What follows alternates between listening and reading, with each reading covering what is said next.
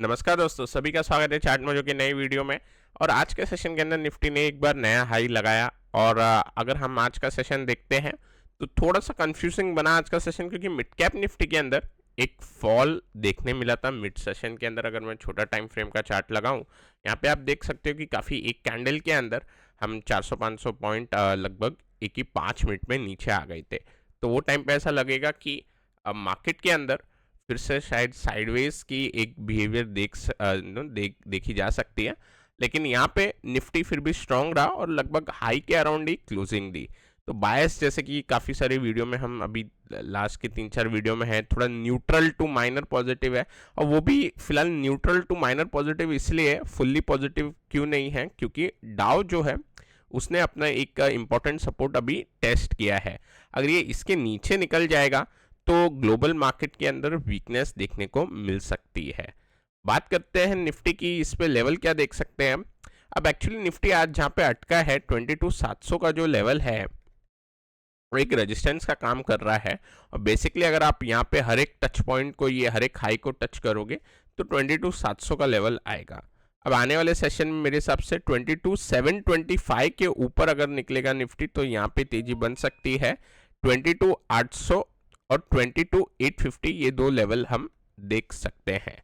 On the lower side अगर हम बात करते हैं तो जो अब इम्पोर्टेंट लेवल है वो शिफ्ट हो जाएगा नीचे का।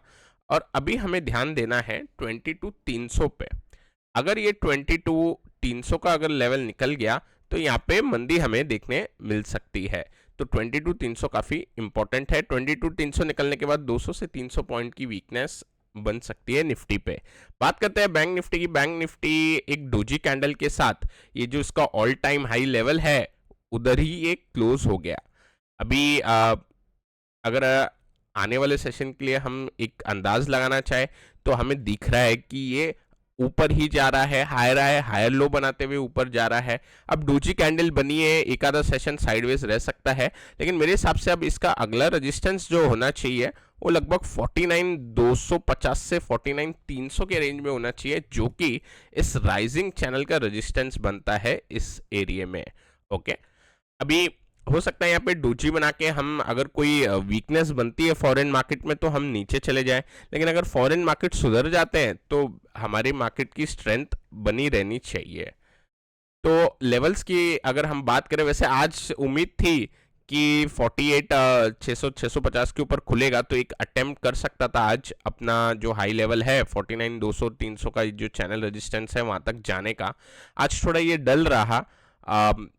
तो इसके अंदर क्या कर सकते हैं, अगले सेशन के लिए एक बार और चांस ले सकते हैं इसमें।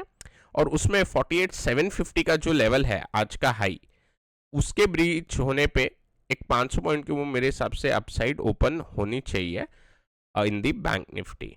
नीचे के साइड पे फिलहाल अगर कोई प्ले बनेगा तो जस्ट लाइक निफ्टी थोड़ा लेवल नीचे है, यहाँ पे एक गैप है, माइनर गैप है। तो 48,000 के अगर नीचे बैंक निफ्टी चले जाता है तो यहाँ पे 47,500 का गैप फिल एक बार बन सकता है प्ले, लेकिन इसके चांसेस थोड़े कम लग रहे हैं।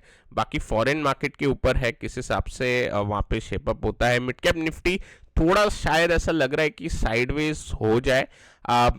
एक वन वे अच्छी रैली दी है अभी इसने, थोड़ा साइडवेज होके फिर रैली अगर कंटिन्यू करे तो एक हेल्दी रैली होगी।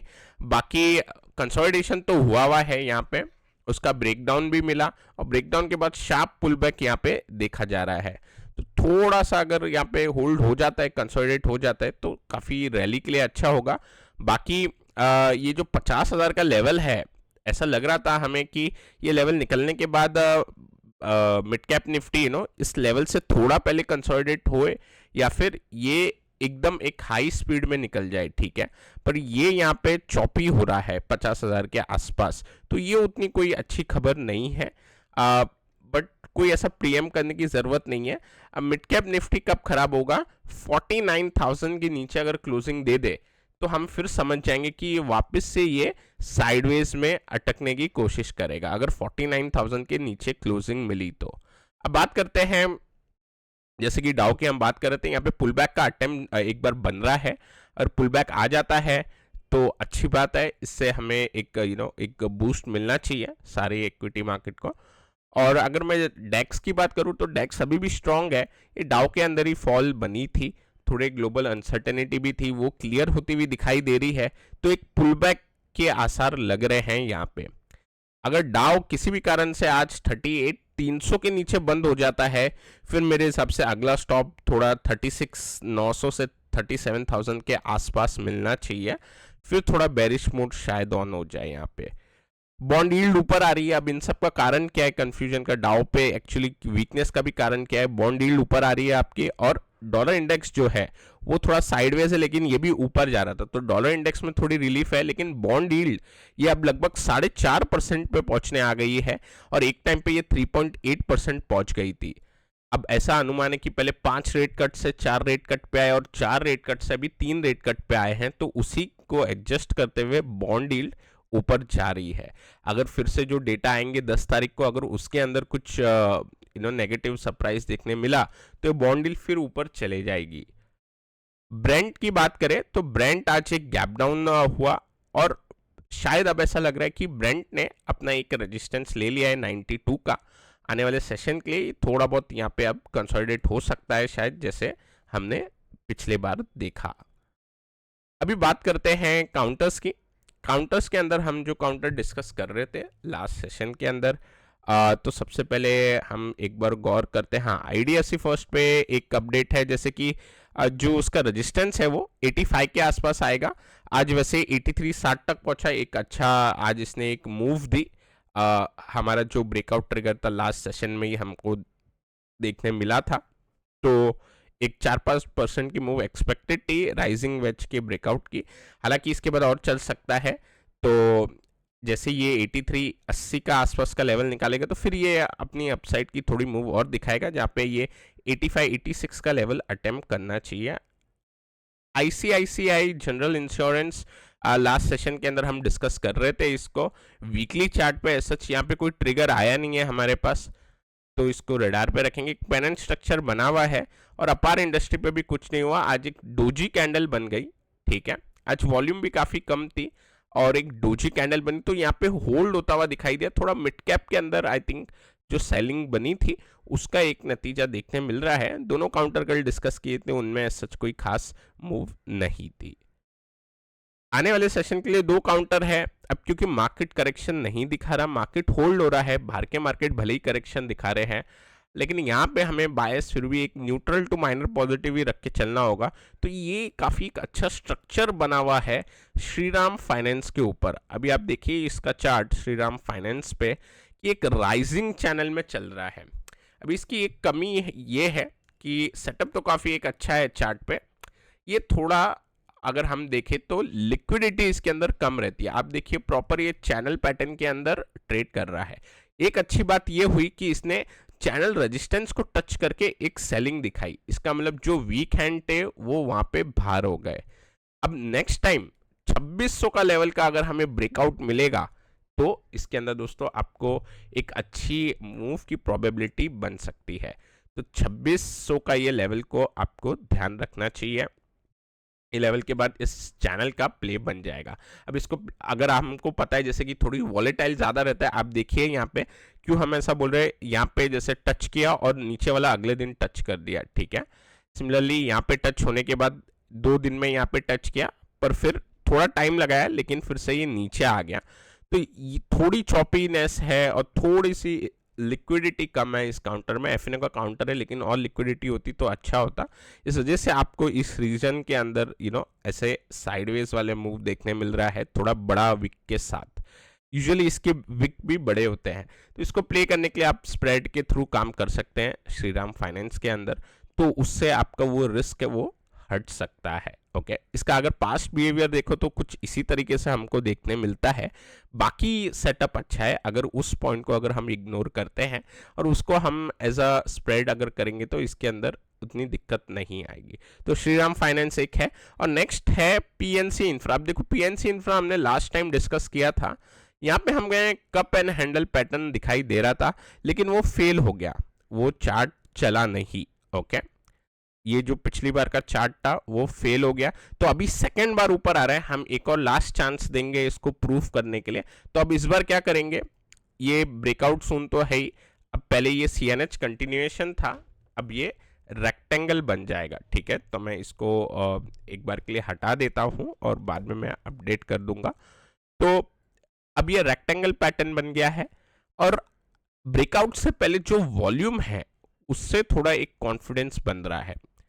तो दोस्तों यहाँ पे जो 475 का लेवल है, मेरे हिसाब से 475 का लेवल अगर निकले तो ही इसके अंदर कोई प्ले बनाना चाहिए। यहाँ पे अगर 475 नहीं निकलेगा तो थोड़ा टाइम वेट करना चाहिए। 475 निकलने के बाद अगला सीधा एक इंटरडे का साइकोलॉजिकल लेवल 500 का दिखना चाहिए हमें, और उसके बाद ये जो चैनल पैटर्न का जो टारगेट होता है, अगर ये ए डिस्टेंस है A to B, तो ये जो डिस्टेंस है आप उसको लगा सकते हैं। तो दोस्तों ये दो काउंटर है, श्रीराम और PNC इंफ्रा। अभी बात करते हैं एक क्वेश्चन की, जो मैंने बताया था, मैं बताऊंगा आपको, काफ़ी टाइम से तो पर रह रहा था। काफ़ी लोगों का ये सवाल था कि सर बैंक निफ्टी और निफ्टी के अंदर जो कोरिलेशन हमको देखने मिलता है वो कभी कभार इनवर्स क्यों होता है, ठीक है। तो पहली बात आप ये समझिए, कोरिलेशन बोलते तो मतलब जिस चीज से भी हम कंपेयर कर रहे हैं उसके साथ का रिलेशन क्या है। अगर मैं बोलूं निफ्टी आईटी का, ओके, निफ्टी आईटी का कोरिलेशन अगेंस्ट निफ्टी बैंक, ठीक है, तो इसका मतलब निफ्टी बैंक अगर ऊपर जाता है तो निफ्टी आईटी क्या ऊपर जाता है, क्या साइडवेज रहता है, या फिर नीचे जाता है। तो इस सिनेरियो से हमें यह पता चलता है कि इसकी आइडियल बिहेवियर क्या है। तो अगर हम ऐसा ही एक बार लगाते हैं, कोरिलेशन चेक करते हैं, तो ये दिखाई देता है कि जो निफ्टी आईटी है और निफ्टी बैंक है, इनमें most of the time inverse correlation देखने मिलता है। मतलब अगर निफ्टी बैंक ऊपर जा रहा है, ओके, तो निफ्टी आईटी साइडवेज होगा, ओके, या फिर निफ्टी आईटी नीचे जाता है। अभी ऐसा भी केस आप बोलोगे सर हमें देखने मिलता है जहां पे निफ्टी आईटी और निफ्टी बैंक दोनों ऊपर जाता है, तो उस सिनेरियो में ना आपको निफ्टी भी ऊपर जाता हुआ दिखाई देगा। आप बोलते हो सर इंडेक्स मैनेजमेंट हो रहा है, तो बेसिकली वो इंडेक्स मैनेजमेंट नहीं होता, वो एक्चुअली सेक्टर रोटेशन होता है। उसके अंदर क्या होता है, निफ्टी आईटी ऊपर जा रहा होता है ना, तो निफ्टी बैंक के अंदर फ्लोस कम रहते हैं, या फिर निफ्टी बैंक साइडवेज हो जाता है, या निफ्टी बैंक नीचे जा रहा होता है, तो उस टाइम पे आपका निफ्टी फिर क्या होता है, साइडवेज ही रह जाता है। आप ऐसा सोचिए, अगर किसी बड़े इंस्टीट्यूशन को कुछ बाय करना है, अगर वो हैवी वेट निफ्टी आईटी और निफ्टी बैंक का वेटेज ज़्यादा है निफ्टी में, अगर वो ये दोनों में एक साथ बाइंग करेगा तो भाव आपके एकदम से बढ़ जाएंगे। ऐसा हमें तभी देखने मिलता है जब मार्केट जेन्युइनली ऊपर जाता है, तो देखने मिलता है। नहीं तो हमने देखा है जब भी मार्केट साइडवेज होता है और साइडवेज निफ्टी के अंदर आपको ये इनवर्स बिहेवियर देखने मिल जाएगा। अभी इसी चीज़ को अगर आपको और देखना है तो आप क्या करिए, चार्ट को ऐसा डिवाइड कर सकते हैं, ठीक है। अभी ऊपर मैं निफ्टी आईटी डाल देता हूं, ठीक है। तो यहाँ पे एक बार निफ्टी आईटी डाल देंगे। अभी निफ्टी आईटी के अगेंस्ट निफ्टी बैंक कैसा बिहेव करता है, तो यहाँ पे अगर हम देखेंगे तो अभी आइडिया लगेगा। जैसे हम निफ्टी आईटी काफी टाइम से अंडर परफॉर्म कर रहा है, और इस टाइम पे देखो बैंक निफ्टी अच्छा परफॉर्म कर रहा है, ठीक है। लेकिन ये चीज क्या होती है, कभी कभार दोनों साथ में भी चलते हैं, ठीक है। अब आपको कभी दिखेगा साथ में चलते हुए, जैसे इस जगह आप देखिए, यहाँ पे क्या हुआ सर, निफ्टी आईटी भी हमारा ऊपर गया और निफ्टी भी ऊपर गया। तो इस टाइम के अंदर निफ्टी में वन वे तेजी चल रही थी। और निफ्टी में वन वे तेजी क्यों चल रही थी, ऑब्वियस सी बात है सर, निफ्टी आईटी और निफ्टी बैंक तो कंपोनेंट है निफ्टी का, और ये दोनों ही अगर वन वे ऊपर जा रहे हैं तो निफ्टी को बढ़ना ही है, ओके। फिर अगर रिलायंस अगर अगेंस्ट जाता है तो भी अटकता नहीं है निफ्टी, क्योंकि निफ्टी आईटी और बैंकिंग कंपोनेंट, बैंकिंग का जो वेटेज है निफ्टी में 33% है, ठीक है। आईटी का भी अच्छा खासा, आईटी का सेकेंड हाईएस्ट वेटेज है, अराउंड 20-25 के आसपास होगा, एग्जैक्टली अभी मैंने नहीं देखा है। अब तो उस पर कोट नहीं करूंगा मैं कि एग्जैक्ट कितना है, लेकिन अच्छा खासा है। तो ये दोनों मिला के आपका 50-60% के आसपास बन जाएगा वेटेज। तो इस वजह से आप देखोगे ये वाला बिहेवियर, दोनों साथ में चल गए तो निफ्टी को ऊपर जाना ही है, फिर दूसरा कोई हैवी वेट इसके अंदर रोक नहीं सकता। अभी आप देखिए यहाँ पे दोनों नीचे गया तो निफ्टी भी आपको नीचे दिखाई देगा, ऊपर गया ऊपर दिखाई देगा। अब यहाँ पे इंटरेस्टिंग चीज क्या होती है, सीधे यहाँ पे निफ्टी बैंक साइडवेज हुआ, ये भी साइडवेज हुआ, यहाँ पे ब्रेकआउट मिला निफ्टी आईटी को, निफ्टी बैंक को ब्रेक डाउन मिला, सी दिस, दोनों सेम टाइम पे। तो ये यहाँ पे क्या हो गया, तो जो पॉजिटिवली कोरिलेटेड था अब इनवर्सली कोरिलेट यहाँ पे बन गया।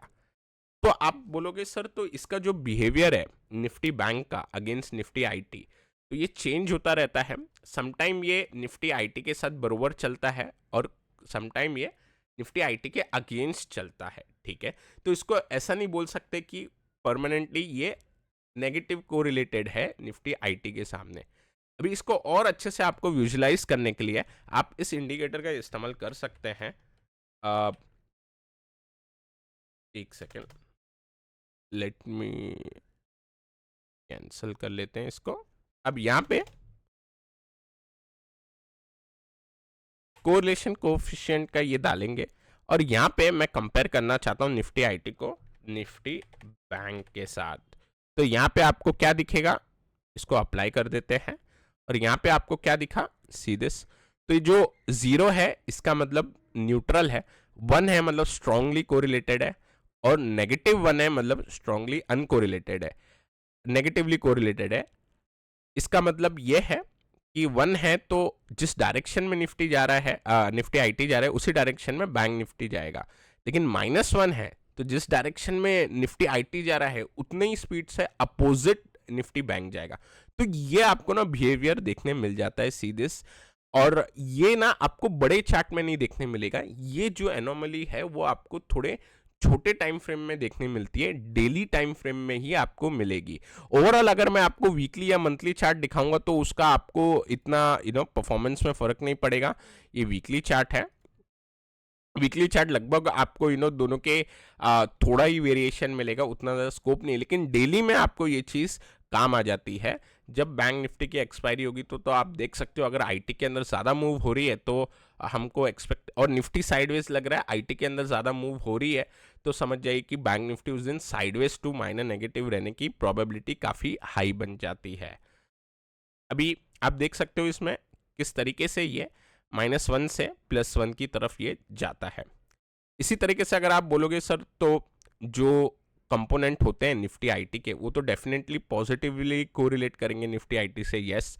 तो अगर आपको वो चीज़ देखनी है तो आप सिंपली इसको टीसीएस से देखिए, तो ये जो नेगेटिव आ रहा है तो वो नहीं आएगा, इसको टीसीएस से करिए।